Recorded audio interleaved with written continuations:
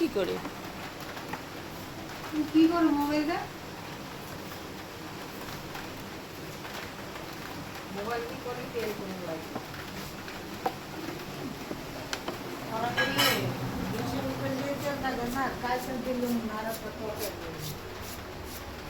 আজকের ওয়েদারটা খুব সুন্দর লাগছে, বৃষ্টি ভেজা ওয়েদার, তাই না?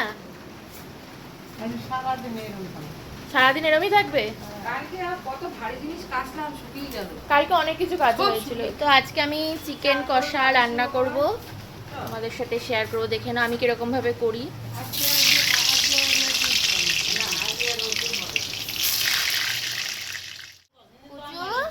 মাছু খেয়েছো? মাছু দিয়েছে তোমাকে? তুমি কি দেখছো? ওগুলো কাটাকাটি দেখছো? কড়াইটা দেখো কিরকম হয়ে গেছে, বলে দিয়েছি। কালোটা দেখাবো, হ্যাঁ ঠিক আছে।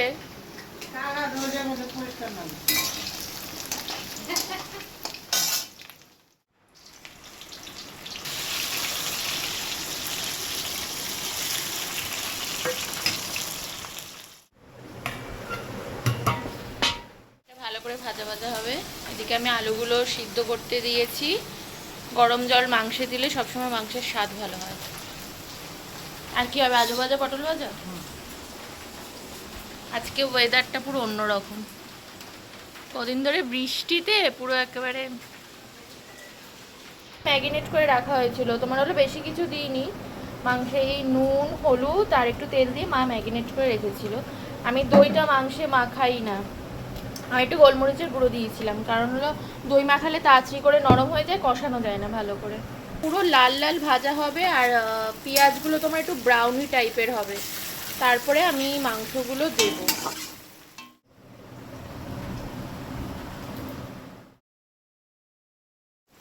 তো এই পেস্ট করা মশলাটা আমি এখন দিয়ে দিচ্ছি।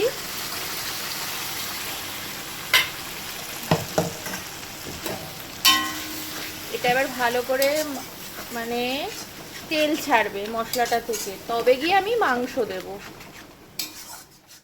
মাংসটা ভাজবো বলে আমি গাওয়া ঘি একটুখানি দিয়ে রেখেছি, গাওয়া ঘি দিয়ে মাংসটা ভাজবো। আর এই ঘিটা কিন্তু মানে ঘরের তৈরি, দেখো দেখেই বুঝতে পারবে তোমরা। মাংসগুলো আস্তে আস্তে ছাড়বো, ঘিয়ে ভাজলে কি গন্ধটা সুন্দর বেরোয়। তো আমি সবসময় রান্নার আগে মাংসটা ভেজে রান্নাই করি, তাতে বেশ টেস্টটা একটু অন্যরকম হয়। তোমরা একবার ট্রাই করে দেখতে পারো। এবার এই ভাজা মাংসগুলো আমি এই কড়াইতে ট্রান্সফার করে দেবো। তো তোমরা কে কে এরকমভাবে মাংস ভেজে চিকেন কষা রান্না করো আমাকে কমেন্টে অবশ্যই জানাবে।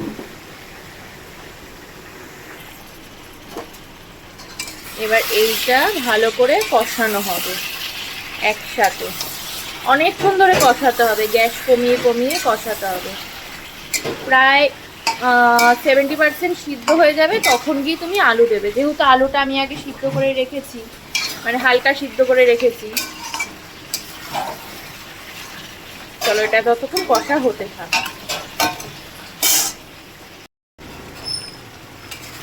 আমার এটা কষানো হয়ে গেছে, দেখো।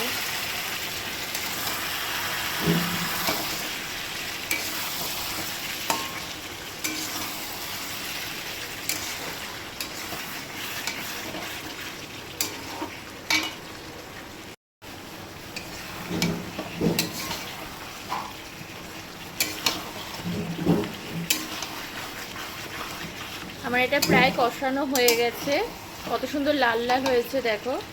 এটা কিন্তু পুরো কষানোর ওপরই, আমি কিন্তু গুঁড়ো লঙ্কা বেশি দিইনি, তোমরা তো দেখেইছো।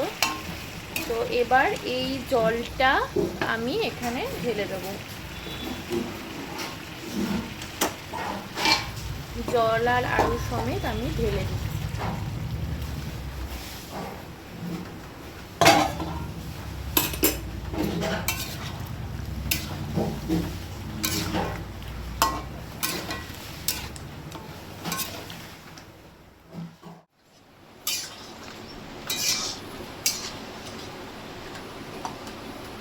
মাংসটা হয়ে গেছে মনে হয় না?